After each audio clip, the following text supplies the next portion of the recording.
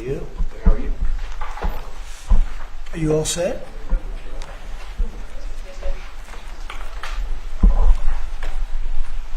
How are you? Thank you very much for being with us. It's a good time for this country. We have the hottest country anywhere in the world. I think you're hearing it from a lot of people, not just from me. We're doing very well in so many ways. And the gentleman on my right, we recruited him. We tried to get the best person. We got a man that you'll hear in a second who's done an amazing job with respect to Social Security. He's running it, and he's running it like nobody ever even dreamt possible. And it's the 90th anniversary right now of Social Security. So today we celebrate that 90th anniversary of one of the most significant pieces of legislation ever signed into law, the Social Security Act of 1935, and we're going to make it stronger, bigger and better. Really doing a job. In the campaign, I made a secret pledge to our seniors that I would always protect Social Security, and under this administration, we're keeping that promise and strengthening Social Security for generations to come. You keep hearing stories that in 6 years, 7 years, Social Security will be gone, and it will be if the Democrats ever get involved, because they don't know what they're doing. But it's going to be around a long time with us. Very much, you'll be surprised to hear some of the numbers. I'm delighted to be joined by the Commissioner of the Social Security Administration, Frank Bisignano. Oh, in the world of business, in fact, I wrote some of the little things down that he's had an amazing, he was Chief Operating Officer of J.P. Morgan Chase. He worked for Jamie Dimon, and Jamie Dimon said that he was amazing. So think of that, Chief Operating Officer, J.P. Morgan Chase, had a storied career. Then he went to First Data. For those in the business, you'd know it's the largest payment company anywhere in the world. And worked for Henry Kravis, and it was in big trouble. He took it over as CEO. He made it incredible. They merged with Fiserv, and he became CEO of that, and that became extremely successful. I was in Milwaukee. I guess they have the Milwaukee Arena, and where we had some good success and some good speeches. But he's a really legendary guy, and he wanted to do this. I mean, he just wanted to straighten out Social Security because he loves our country. And what he's done in a few months is amazing. Almost 60 million American seniors rely on Social Security for peace of mind and a life of dignity and retirement. These Americans paid into the system, and they deserve leaders in Washington who are going to protect the benefits they've had and protect Social Security. Under Biden, Social Security went down like nobody's ever seen. It deteriorated. There's never been anything like it. The 4 years of Biden were very, very destructive. It couldn't have gone on much longer. Social Security was going to be destroyed. It was being destroyed. The average call wait time reached an all-time high of more than 42 minutes. Field office wait times were at 32 minutes, which is unheard of, and the disability claims backlog was the longest ever in recorded history. In other words, it was run just like the country was run. It was run really badly. But I'm pleased to report that under our leadership, and Frank in particular, the changes he's made and what he's done is sort of a miracle. Sort of like what happened with the country as a whole. Field office wait times are now down 30% since last year, and it looks like it's going to a total record number. And the record was set in a long time ago when the world was a lot different place. So we're going to beat that record. Call wait times are down 73% while serving twice as many customers per day. The disability claims backlog is down 26%, and seniors now have 24/7 online access to their accounts, which they never had before, whereas under Biden, the website was down 29 hours a week for maintenance purposes. It was essentially not open very much. They were always maintaining it, but they didn't know what the hell they were doing. They had a person running that had no idea what they were doing. Among my very first acts was to order all government employees to return to the office or be removed from the job. which means our Social Security offices are now open for full business hours 5 days a week. So unlike being shut down all the time, we're open at record levels also. We're making it really great for the people that want and demand Social Security, and they paid into the system. They deserve it. Last month, I signed one big, beautiful bill and allowed no tax on Social Security for our great seniors, okay? So how's that? Not bad, right? No tax on Social Security for our seniors. And to protect our benefits, we've already kicked nearly 275,000 illegal aliens off of the Social Security system. These are people, many of them have already left the country, and yet we were sending them checks all the time. And 275,000, and that number is now even larger than that, Frank. It's an unbelievable job. And what that's doing is making the system strong. It's making it strong. Biden never kicked anybody off. Everybody joined.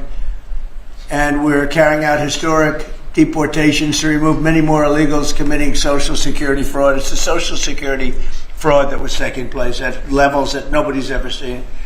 We cleared 12.4 million names listed in the Social Security database over 120 years of age. Think of that. So we had 12.4 million names where they were over 120 years old. Is that right? That's a hell of a statement. I have a feeling, Dan, that's not really really didn't happen, did it? So you have 12.4 million names listed in the Social Security database that were over 120 years of age, meaning you were breaking records, because I've never heard of anybody at 125. There were nearly 135,000 people listed who were over 160 years old, and in some cases getting payments. So somebody's getting those payments, and we're after that. We're also fighting the menace of inflation to make life more affordable for American seniors, and we've ended Biden's inflation nightmare. So we had the worst inflation in the history of our country, and now our inflation is down to a perfect number, a beautiful number, hardly any at all. And yet our country is taking in tens of billions of dollars and trillions of dollars, actually trillions of dollars in tariffs. You know all about it. It's been amazing. They say, why are we taking in so much money? Last week they found $29 billion and they couldn't figure out where it came from. I said, check the tariff shelf. And they said, how did you know that's where it came from? We're taking in billions and even trillions of dollars in tariffs, paid by other countries who, frankly, were taking advantage of us for many, many years. And they were doing that to us, but our people didn't know it. We didn't have smart business people. We've ended Biden's inflation nightmare and came in below expectations, and yet, again, this past month, we set records. Gasoline prices are way down, and really dramatically, as everybody knows, and energy prices have been going down, other than in certain states where you have Democrat-run states where they put windmills all over the place. Anytime you see a windmill, you'll say, well, they have bad energy costs, and it's happening in New Jersey. I saw that there's a revolution going on in New Jersey. They closed up a nuclear power plant, and they're raising electricity rates by 21, 22, and 28%, something like that. And you're going to have a new governor in New Jersey. I'll tell you what, you have a good man running in the Republican Party. He'll get him down. But what they've done is they've killed so many good sources of energy for very expensive windmills and lots of other things that don't work. 401ks and retirement accounts are soaring, and the stock market is setting record highs. Almost every day we're going record highs, and yet we're taking in hundreds of billions of dollars in tariffs. So it's turned out that Trump was right and they were wrong. A few smart people knew what was going to happen. A few of us were right. So we're going to keep the fighting going. We're going to make America's seniors every single day. We're going to fight for them. We're going to make them richer, better, stronger in so many different ways. But Social Security is like pretty much the one that we think about, and we love it, and we love what's happening with it. And it's going to be good for 90 years and beyond. Again, you were given only a short period of time. Social Security was supposed to be like down. Had they won the election, Social Security would have defaulted during Biden or Kamala's election, whoever they so chose. Two beauties. And now what I'd like to do is ask Frank to say a few words. Again, this is a man with a really storied past. He's one of the most successful anywhere in the world. What he did at J.P. Morgan Chase and what he did for Henry Kravis and all of the others are like legendary stories. And he just wanted to do this. He's making about a tiny fraction, I would say, a tiny fraction of what you used to make. But he didn't care. He wanted to do it. He made a lot of money. And he said, I want to run that system. I want to put it back on track. And he's got an unbelievable talent over there. It's like a different place. So, Frank, would you say a few words, please? Sure. Thank you. Is less than 1% tiny fraction, sir? Is that what it is? Less than one? That's a tiny That's fraction. an honor. It's an honor. It is an honor. And I'd like to start off by thanking the President for his tireless effort in running the country and what he's done across the country, meeting every commitment. And, you know, I see it directly in the big, beautiful bill, the opportunity that it's brought to seniors. But his effort on every commitment, delivering against it, and delivering on world peace tirelessly. I'd like to also thank him for my opportunity. You know, he's teasing me, I'm teasing him about the economics of the job. But the reality is to serve 300 million Americans, which is what Social Security serves, is a tremendous honor. And him putting that faith in me and building what I believe, and I think I have a right to say it, is the best leadership team ever assembled in the White House and in the cabinet. So that's my great honor. So I come here and get the opportunity to serve the American public in a manner that I never imagined in my life. And what we found was the opportunity to fix a foundation. The reality is, people talk about 72 beneficiaries. I talk about over 300 million Americans with a Social Security number that we must protect through the system. And when you look at what we talk about in eliminating Social Security numbers that were live in the system, they could carry fraud through the whole system. So the first thing was root out fraud, waste, and abuse. But while doing it, the best way to be more efficient is provide more accurate payments and better service. And you heard the numbers. I think the most staggering number is that we had a website that was down 29 hours. This will be a digital-first agency, and we are building my SSA accounts. That's the digital account. And we have a bold goal of 200 million Americans to have a digital SSA account by the end of next year. It will happen. Just like we had a bold goal of single-digit wait time on the calls when they were at 40 minutes. And we did that. This is my 100th day. We did that within 90 days, right? Get the web up and running, bring technology to our field offices, use digital presence to answer and serve the American public. That's the job. When we do all that, then we'll really know the answer to if we have a hole, right? I was presented in my second week on the job with $18 billion in errors by the Inspector General. It was public. In less than a month, we solved 9 billion of it. So that's the type of swift action we can take, right? You see the things like the big, beautiful bill for the seniors. You see better digital services. You see field office wait times down. If you make an appointment to have a field office visit, it now happens in 6 minutes. Unprecedented. We are serving more people and delivering more than was ever delivered before in a manner with the highest possible quality, and we've just begun. You should expect this to be a great digital-first agency. My commitment to make this happen is as deep as the President's commitment to make the world a great place. And you see the fabulous job happening here across America and what he's doing in the world. you should expect Social Security, just like the president. I thank him for making America great again. It's happening. Social Security will be great again. You have my commitment. Thank you, Mr. President. Thank you very much.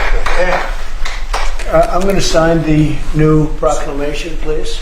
Sir, this is a proclamation both commemorating the 90th anniversary of the Social Security Act, the signing of the Social Security Act, and also the incredible accomplishments of your administration fixing and promoting and safeguarding Social Security. And it also obviously mentions the fact that as part of the One Big Beautiful Bill, a vast majority of our senior citizens are no longer paying taxes on their Social Security benefits, as you promised in your campaign and as you delivered for the American people. That's a big factor, isn't it? Yes, sir. That's great. I think they're very happy about it, too. They're very happy about a lot of things. Good job, Frank. Thank you, sir. And Frank has brought with him some of the most talented people in business, and they were making a lot of money, but they made a lot of money. They had money they didn't have to make anymore, and they just want to do this. They want to have our country become strong and good, and that's what's happening. And we're doing that in a lot of locations, a lot of areas. You deal with some of the people that are commissioners, that are secretaries of state, secretaries of treasury and of commerce, people that were really, really successful people. And they gave all that up to make a very small amount of money. They don't even consider it a fraction. You say 1%, less than 1%. That's pretty good. That's a big pay cut. But Frank is one of the most outstanding of all. His career has been incredible, and you just have to look at what happened at J.P. Morgan Chase and look at what happened with First Data. First Data was the biggest company of its kind in the world, but it was not going to make it. He went in, and it became a tremendous success. It merged into another company, and he became the head of that company. Then he said, let me go save Social Security. Because as big as that stuff is, it's small potatoes compared in terms of numbers, right? In terms of numbers, these are big numbers. Government numbers are big numbers. So I want to thank everybody for being here, but I'm really proud of you, Frank. And here's your proclamation, and let's take a look at what that looks like. Signed by the human hand. For a change. That's good, right? Do you have any questions for Frank? How about questions for Frank? For Frank? Mr. President? Yes, on Social Security. Please. First and foremost, this was a major campaign promise that you had. 2023 was one of the first Agenda 47s that you put out. It was titled, We Must Protect Medicare and Social Security. Why was this important for both of you to get done, and given the fact that it will impact millions of lives? Well, it was very important to me because I knew how Social Security, I've been hearing about it for years, long before I came to office, that it was really going to die very shortly, and I had to put somebody outstanding in. And I was talking to him on a business sense once, and I said, this guy's amazing. And he said, I'd love to help you with Social Security because it's sort of what he does. You know, he takes troubled entities and turns them around, and he did some of the biggest messes in the world, and Social Security in a certain way, I guess, you reported it all the time. In 4 or 5 years it's going to go bust, but not anymore, it's not. And he's got it turned around so well. The proclamation helps. All of the things we've done help. And he's finding such tremendous fraud where we have illegal aliens. We have people that don't even exist on Social Security now. They don't exist. And what it does, it makes it totally secure and powerful for the people that are on it and need it. And we're very proud of the job he's done. One of the best. Kara Castro from Lindell TV. How are you today, sir? Democrats like Bernie Sanders and Elizabeth Warren continue to peddle the lie and the claim that you're trying to cut Social Security, despite your repeated promises to protect it. Why do you think they keep pushing this misinformation and literally terrorizing the elderly in America that sadly keep watching the very misleading mainstream media? I love your question. I should have called you almost first, but I love his questions also, always. But it's such a good question. It's so vicious what they do. Elizabeth Warren said she was an Indian. We call her Pocahontas. She's a liar. She lied her whole career. Based on the fact that she was an Indian, she was able to get into certain colleges, get certain jobs, get into certain universities to work there. She's a liar and a mean person. She's a nut job. I watched her the other night. She's all hopped up endorsing a communist in New York City. And she was all excited and jumping up and down. She's got to take a drug test. She really does. She's got to take a drug test. There's no way somebody can act that way and be normal. What she's done to our financial institutions, she destroys people. You know that you had a lot of great banks in the Midwest and banks that loaned to farmers and others, and they went out of business. She put them out of business. Stone cold mean. Banks that were open 150 years, family banks that supplied the farmers and manufacturers and others, and she put them out of business. She's a mean, horrible human being. Bernie Sanders is Bernie Sanders. I don't mind him so much. He's just a liberal guy, very liberal guy. He's a wacky guy. He's still sharp. I got to tell you, you know, he's 86 or 87 or something. He's still sharp. You compare that to Joe Biden, it's, you know, sort of what happened. So I don't mind Bernie Sanders. With him, you know what you're getting. You're getting a guy, he's a nasty guy, but he's somebody that, I don't know if I call it a fastball, but he's able to throw the ball pretty well. He's okay. I watched him the other day. He was totally on the opposite side of things. I will say this, the biggest issue right now, and an issue that's really taken hold, is crime, stopping crime in the cities, and the Democrats are fighting the stopping of crime. So I think that's like men playing in women's sports is okay, or transgender for everybody okay, but this is a bigger issue. This is the biggest of all issues. Crime is rampant in D.C. It's rampant in our generally blue-run cities. And they've got to do something about it, or they're never going to win another election. And instead of calling me a dictator, they like to say Trump's a dictator. Trump's a dictator. Well, I had calls from many, many friends, including Democrats. I have a lot of Democrat friends, but they're normal people. And they were thanking me so much for what I'm doing in D.C. They feel so safe already. And you know, at the border, we had 0 people come in, and this is done by a liberal group. They're the people that do it. I have nothing to do with it. 0 people in 3 months. We had 0, 0, and 0 for 3 months. And last year we had millions of people pouring in from all countries, from jails, from drug addicts, gang members, drug dealers by the thousands and thousands. 11,888 murderers, half of whom committed more than one murder. They flowed into our country. And for the last 3 months, we had none. And I didn't remember when Joe Biden used to always go, I need legislation. I had no legislation. I just said, we're closing the borders. And the whole world understood it because they respect your country again. They really respect this country again. They didn't respect it. When he said it, it didn't mean anything. But now they know it meant a lot. And Mexico does what we tell them to do. And Canada does what we tell them to do, because we had the 2 borders. We have the northern border, southern border. And they were both horrible. But now it's some people say it's a miracle. Well, what Frank has done with Social Security also is something very special. But what we're doing with crime, which will be your next question, I guess, that's because everyone's they're afraid. Half of the people here, maybe all of the people here, most of you live in D.C., you are petrified to go out. And you're liberal. And if you're liberal, you're going to have to change. You're Democrats. You're going to have to change your ways. So we will have crime under control very shortly in D.C., but they're record numbers. And sadly, what I guess the mayor did, but whoever it was, they asked the numbers to be fudged so that it would show less crime than the fact. The fact is, it's worse than it's ever been, and we will have it just like we did at the border, where with borders are totally in great shape right now, the best ever, record-setting shape. We'll have the crime situation solved in D.C. very soon. And we're also going to beautify the city. We have a beautiful city, but you can't have graffiti, and you can't have roads with potholes, and you can't have the medians, the dividers in the roads falling down on the street.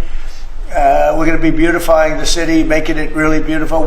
We're going to be getting the criminals the hell out of here. We don't want the criminals in Washington, D.C. Mr. President, one on your Putin meeting and then one on D.C. crime. Are you prepared to offer Vladimir Putin access to rare minerals to incentivize him to end the war? We're going to see what happens with our meeting. We have a big meeting, and it's going to be, I think, very important for Russia, and it's going to be very important for us, and important for us only that we're going to save a lot of lives. Look, we have, we're not paying any money, as you know, to Ukraine. We're we're supplying equipment, and we're being paid 100% plus for that equipment by NATO. And I got NATO up from 2% to 5% of GDP. They now have billions of dollars. NATO is a very rich group of countries, and we make the best military equipment anywhere in the world by far. And they're buying our equipment, and they're paying 100% for the equipment, 100%. In fact, they owe us about $2 billion now. They're going to send a check. Another one was sent recently for $1 billion. So we're not spending any money anymore. Biden gave them $350 billion, got nothing for it. And if you look, and by the way, we also signed a rare earth deal where we get, years of rare earth to get our money back, the money we spent. But what I'm really doing this for is to save thousands of soldiers a week. You have Russian soldiers, you have Ukrainian soldiers, and then you'll have missiles dropped into various cities and towns in Ukraine. And they're losing last week they lost 7,251 people, mostly soldiers, Russian and Ukrainian soldiers. I'm doing it for that reason. We have a meeting with President Putin tomorrow. I think it's going to be a good meeting, but the more important meeting will be the second meeting that we're having. We're going to have a meeting with President Putin, President Zelensky, myself, and maybe we'll bring some of the European leaders along, maybe not. I don't know that it's going to be very important. We're going to see what happens. And I think President Putin will make peace. I think President Zelensky will make peace. We'll see if they can get along. And if they can, it'll be great. I've solved 6 wars in the last 6 months, a little more than 6 months now, and I'm very proud of it. I thought the easiest one would be this one. It's actually the most difficult. We had one war raging, as you know, for 37 years. One in the Congo with Rwanda was raging for 31 years. We solved 6 of them, made peace, not just solved them, we made peace. If you look at Pakistan and India, planes were being knocked out of the air. 6 or 7 planes came down. They were ready to go. Maybe nuclear, we solved that. I thought this would be maybe an easier one. It never made sense, this war. It would have never happened when I was president. If I were president, this war would have never happened. But millions of people have been killed. And I'm there for one reason, to see if I can solve. This was Biden's war. This isn't my war. I want to see if I can stop the killing. Yeah. But rare earths, do you plan to offer him access to that at all? We have great rare earth. We made that as payment for all of the money that we've spent so foolishly in Ukraine. We spent $350 billion. Now, Europe spent $1 billion. That's a lot of money. They spent $100 billion. That's a lot of money. But we shouldn't be spending a lot more money than them, and they understand that. And I think that's maybe why we're not spending money anymore. We're not spending any money. They're paying us for everything. So people are shocked when they hear it. They don't even understand. They don't even write about it. But we're not spending money. But we are spending a lot of time trying to get the war solved. If we can get the war solved, we'll be very happy. As far as rare earth, that's very unimportant relative to, I'm trying to save lives. On DC crime, President, on DC crime, do you have a message for the Democrat lawmakers like Nancy Pelosi or media who are saying, after living here for many years, that there is no crime and you're trying to start a new news cycle? It's another reason why the Democrats lost the election in a landslide. They lie. It's just lie. Look, the crime is very bad. I think they'd be much better off saying, we want to help President Trump with the crime because it's an epidemic. It's a tragic situation. It's the worst it's ever been. And we want to help President Trump with the crime, as opposed to, he's a dictator. He's a dictator. People are so happy to see our military going into D.C. and getting these thugs out. As you know, we arrested a lot of people yesterday. We arrested a lot of people today. We're getting people that have arrest records that you wouldn't believe. 28 arrests, 15 arrests, brutal people. And we're going to have to do something about this cashless bail, because people shoot somebody, they kill somebody, and they're out on the street in less than an hour. Now, that's when it's all started, in New York, in Chicago, Los Angeles.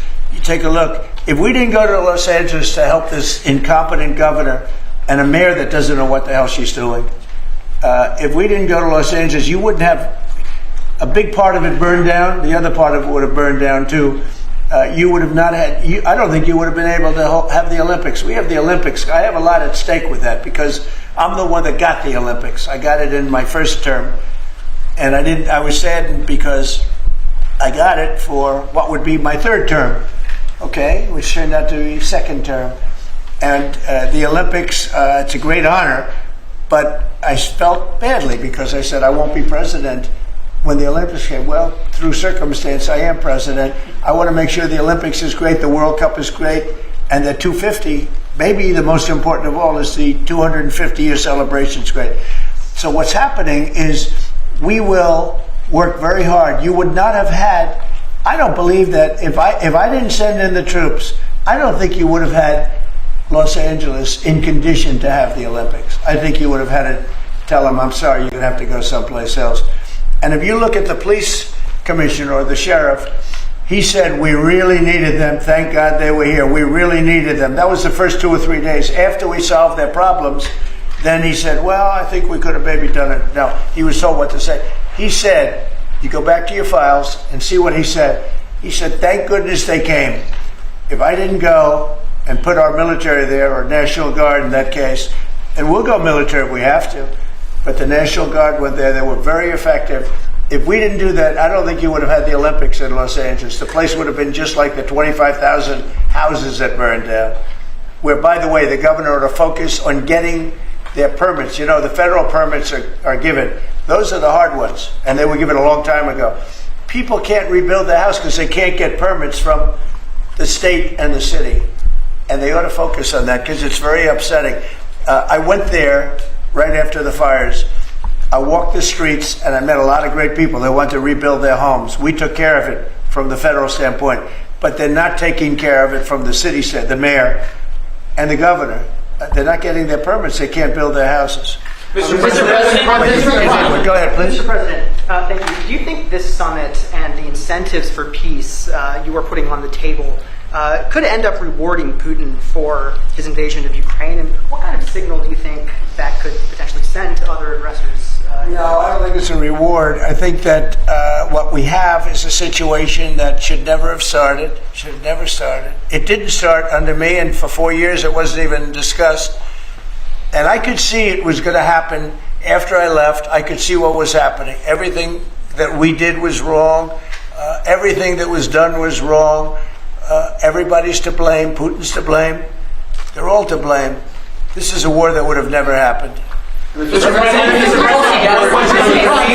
question on LA. Mr. President, earlier today, the Washington, D.C. police chief issued an executive order allowing metropolitan police officers conducting traffic stops to notify federal immigration and customs enforcement about undocumented immigrants that they encounter. Yet the city has a long-standing pro-immigration policy, including allowing non-citizens to vote in local elections. Which is ridiculous. And limiting cooperation with federal immigration agencies. Right. Did your administration pressure the D.C. police chief to review and repeal these policies? And will you require other cities to roll back similar policies to avoid possible federal takeover of local law enforcement? So what you're saying is that it was a very positive thing. When they stop people, they find they're illegal, they report them, they give them to us, etc. That's a very positive thing.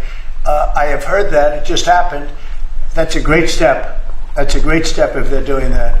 I think that's going to happen all over the country. We want to stop crime.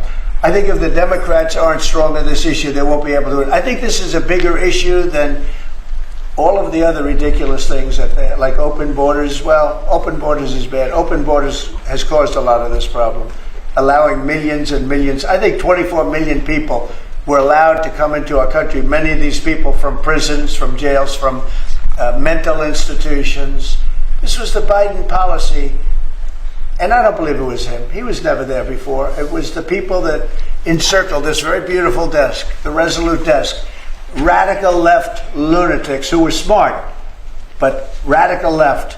And I'm very happy to hear what you just said, because I've heard that. And Mr. President, on LA, if I may, the mother of a 15-year-old California boy was briefly detained at gunpoint in a case of mistaken identity. The LAUSD superintendent says that surveillance video shows armed agents wearing police and border patrol insignia. Given the National Guard, the Border Control, ICE agents, they're not trained in local policing. What specific steps are you taking to ensure that young people are not put in harm's way with these types of operations? What they are trained in is common sense, and they're very tough people. And they have great common sense, and they are highly trained. I heard the mayor of L.A. was saying, "Oh, they're not trained this way." I heard this character from, where was he from? They talk about him as a candidate. He's got no chance. The governor of Maryland. I watched him this morning saying that the governor of Maryland. Yeah, they say maybe he'll be a president. He's not presidential timber at all. But I heard him today talking about how the National Guard or the military is not trained in police, but they're trained in common sense, and they're trained in not allowing people to burn down buildings and bomb buildings and shoot people and all of the things. They've done a great job. Again, if we didn't send them, and very importantly, if we didn't send them into Los Angeles, the rest of Los Angeles would have been burned down to the ground. When you look at Minneapolis, I sent them into Minneapolis because the governor wouldn't make the call. If I didn't do that, you wouldn't have a Minneapolis. It wouldn't be, I don't think it would be existent today. You remember the famous scene burning over the CNN anchor's shoulder? He said, everything seems to be very peaceful. And behind him, the whole city's burning down. So you had the whack job governor who ran for vice president and made a fool out of himself. You would have had, I saved that city, I'll tell you, I saved that city. So the bottom line is these are very tough people that are trained in a thing called common sense, and they're also trained in doing what we're talking about right now. And you watch crime stop, but you wouldn't have Los Angeles, it wouldn't be existent today. We would have had to cancel the Olympics if I let that go on. Mr. President, will you pressure Israel to allow journalists into Gaza to cover the humanitarian efforts the U.S. is pursuing? And I'd like to see that happen, Chip. I would like to see it happen. I would be very fine with journalists going in. It's a very dangerous position to be in, as you know, if you're a journalist, but I would like to see it. And on tariffs, Brazil, Mexico, and Latin America are getting closer to China, and they say it's partly because of the tariffs you're imposing in those countries. Are you concerned them getting closer to China? No, not at all. I'm not concerned at all. They can do what they want. None of them are doing very well, and what we're doing in terms of economics, we're blowing everyone away, including China. We're doing better than any other country in the world right now. Brazil has been a horrible trading partner in terms of tariffs. As you know, they charge us tremendous tariffs, far, far more than we were charging them. We weren't charging anything, essentially. And Brazil has some very bad laws happening where they took a president and they put him in jail, or they're trying to jail him. And I happen to know the man, and I will tell you, I'm pretty good at people. I think he's an honest man. I think what they've done, this is really a political execution that they're trying to do with Bolsonaro. I think that's terrible. But they also treated us very badly as trading partners for many, many years. One of the worst countries on earth for that. They charged tremendous tariffs, and they made it very difficult to do anything. So now they're being charged 50% tariffs, and they're not happy, but that's the way it goes. Mr. President, on DC crime, are you concerned at all that some federal officers that are helping DC police might be being pulled away from other high priority assignments? Like what? Terrorism, for example. Oh, really? Terrorism? They'll stop terrorism as part of what they're doing right now. No. The soldiers that we have, first of all, we have plenty of them, long beyond that you have here. We're just using a very small force. In Washington, D.C., they have thousands of police. They have a lot of police, but the police weren't allowed to do their job. We have a lot of great ones, and you have some that weren't so good, to be honest, but they weren't allowed to do their job. But now they are allowed to do their job, and essentially it's only 2 days, but you look at the numbers already, they're dropping. And no, they're not being pulled off for anything. Mr. President, as you know, there were some very concerning reports about crime statistics. Police are manipulating crime data to downplay crime in D.C. Will the administration release its own crime statistics to counter their misinformation? And will those individuals who are intentionally misrepresenting crime data and fudging the books, like you said, be penalized for endangering the public? They are under investigation right now. They are giving us phony crime stats, just like they gave other stats in the financial world, but they're phony crime stats. And Washington, D.C. is at its worst point. and it will soon be at its best point. You're going to have a very safe, you're going to have a crime-free city. I mean, I say that. You're going to have virtually a crime-free city. And these are strong men, but the criminals are strong men and women, but they're strong men. And these are people that don't play games. We're not playing games. These are criminals we're dealing with. And they treated people. They took one of the people that worked for us the other day. You saw the beating, the pounding, 10 against 1. And they pounded the hell out of him. He's lucky to be alive. He's barely, almost killed.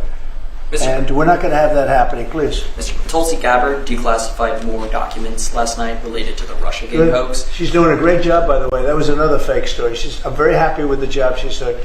That's right. They declassified some terrible documents talking about Democrats and what they did. Yep. Radical left lunatics. It showed that then DNI James Clapper sent out emails to IC officials saying that it would be a team sport to push then the debunked 2017 ICA report, and that it might lead them to compromise on their normal modalities. What's your reaction to the latest declassification? And in your view, sir, what does real accountability look like for players? It's incredible what we're finding. Absolute proof of guilt. And we'll see what happens. But Clapper and Comey and that whole group of criminals, they're criminals. And they made it very tough. You know, they did the fake Russia witch hunt that lasted for 2 years.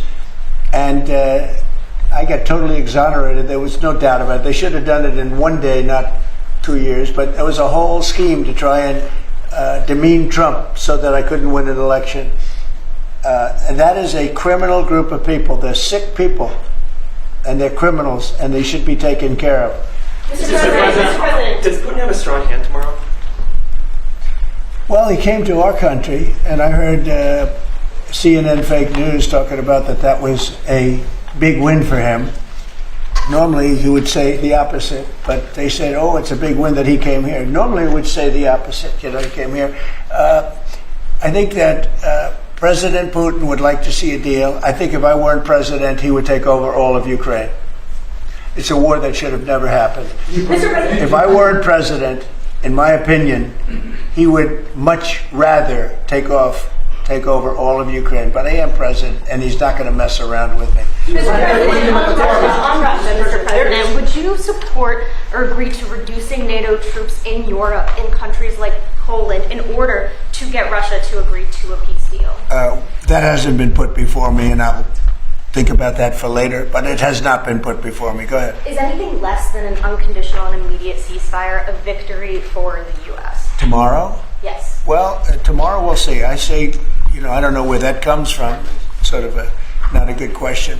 I would say that tomorrow all I want to do is set the table for the next meeting, which should happen shortly. I'd like to see it happen very quickly, very shortly after this meeting. I'd like to see it actually happen maybe in Alaska, where we just stay because it's so much easier.